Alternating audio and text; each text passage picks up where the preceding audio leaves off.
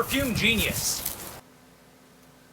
Hi everyone, Anthony Fantano here, internet's busiest music nerd, and it's time for a review.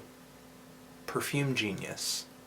Put your back into it. Perfume Genius is the singing-songwriting project of Mike Hadrius. This is his sophomore LP.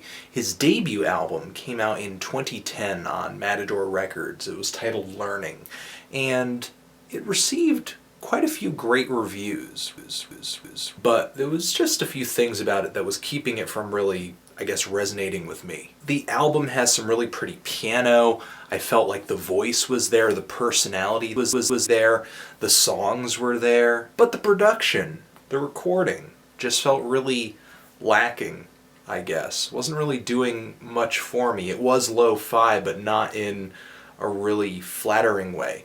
I thought the cavernous reverb that was inescapable with this album really kept these songs just feeling distant, kind of alien, which were definitely feelings and emotions that were looking to be portrayed on that album. Now, with this new LP, pianos, Mike's very unique voice, which kind of sounds like it's on the verge of weeping, literally, and reverb are all still a part of the foundation of Perfume Genius's music. But most of the kinks on learning are pretty much completely ironed out. And though this album does have more going for it, I think its greatest quality is the greatest quality of learning as well, and that's simplicity. You know, on some of my reviews I do get comments that are like, "Oh, Anthony Fantano hates simplicity. This is too simple for Fantano." And the thing is, that's not always the case. I'm not an enemy of simplicity. On some albums, less is more, and I feel like that's the case here. The elements that build the songs on this LP are very simple, and though there is progression, there is change on these songs, these alterations are usually very quiet, very subtle, and very minimal. And that really works in this album's favor, especially considering that there are so many feelings of loneliness and sadness and introspection being pushed by these songs. The fact that you have a mix that just has so much space, so much room to think and feel and react, it just reinforces those feelings. The instrumentals on this LP just feel really skeletal. And musically, the album is really simple too. The chord progressions on this LP travel through really easy to play and kind of familiar territory. There are moments on here like the track Sister Song, which is the last track on here, that borrows straight from an old folk chord progression. The song Hood totally has a doo-wop thing going on with its chord progression, and that track really takes advantage of that sound, that style, with the lyrics too, kind of going for this very heartbreaking confessional angle. And a couple songs on here, No Tear being one of them, have a bit of a gospel spiritual thing going on with the chords. This album is not filled with flair and mind-blowing technical proficiency. It's very straightforward, it's very simple, very quiet, very raw, very emotional, and I'd say visceral. So not only are the sounds on this LP pretty simple,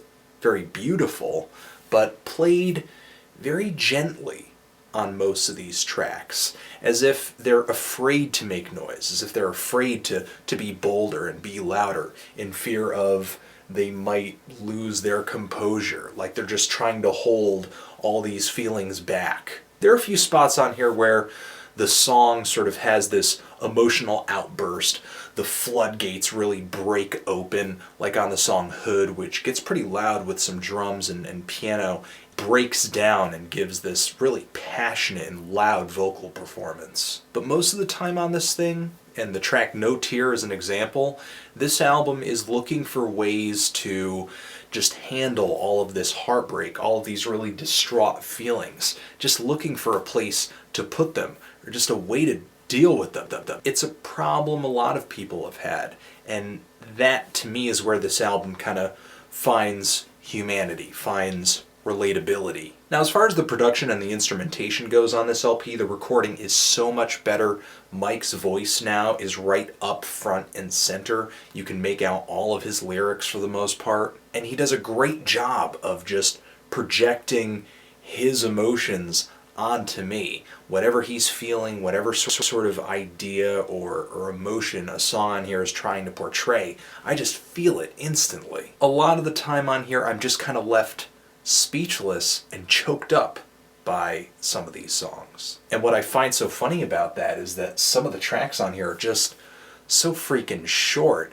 One of the shortest on here is just 1 minute and 49 seconds. And Mike manages to pack a lot of song into just a small sliver of time. Not to say you get lots of sounds and lots of melody in one single track, but Mike sort of builds these songs to be consumed in a short amount of time. The verses are shorter, the choruses are shorter, the endings are very simple, and on most of these tracks, despite the fact that they are a little short of breath, Mike always makes sure to pack into them an intro, kind of a build-up, a climax, and a very simple ending. To me, it's kind of like thumbing through a book of just short stories, of musical vignettes, or like of poems. It just ends up feeling really passionate, really emotional, very intimate too. And I think a great deal of that is because of Mike's voice, which just has this insane vibrato to it. Not even really a vibrato. He sings really well, has some great range,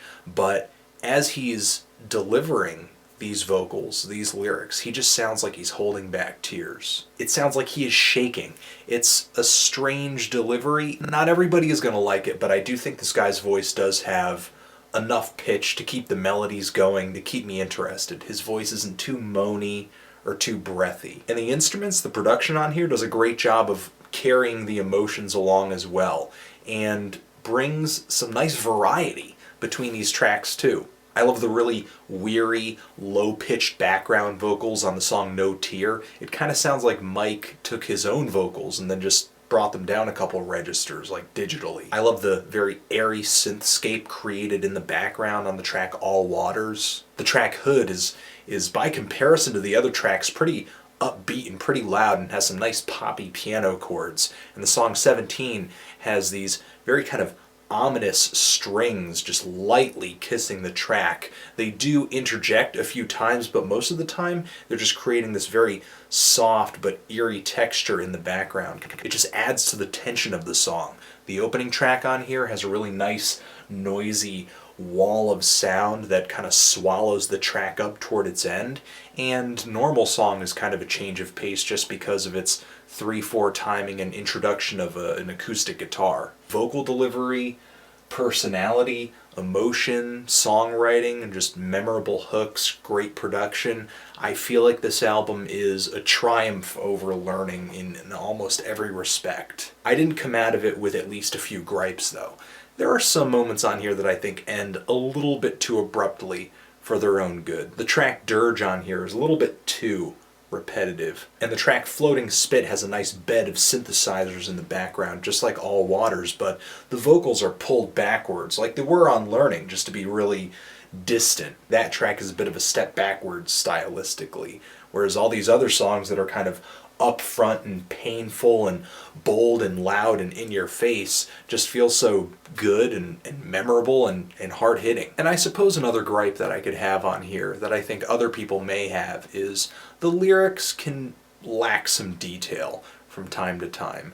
I know that I and a lot of people are into lyrics that really tell a detailed story, really get into the nitty-gritty of a situation. And though Mike does display a lot of emotion, and there are tracks on here that lyrically I think give good reason to be emotional, especially Hood, which is kind of about knowing something or having done something that if your lover knew about, they would just not want to have anything to do with you. I'm sure most people have a moment in their past or a thought in their head that if everyone knew, things would just not be the same. And though the lyrics on Hood are simple, they just paint that picture perfectly. I think the lyrics, like the rest of this LP, do a lot with a little, but still, it'd be nice to hear some words on here that I guess are a little less vague. So I did love the hell out of this album. Actually feeling a strong 8 to a light 9 on this. It's definitely one of the better releases I've heard this year, and I'm really happy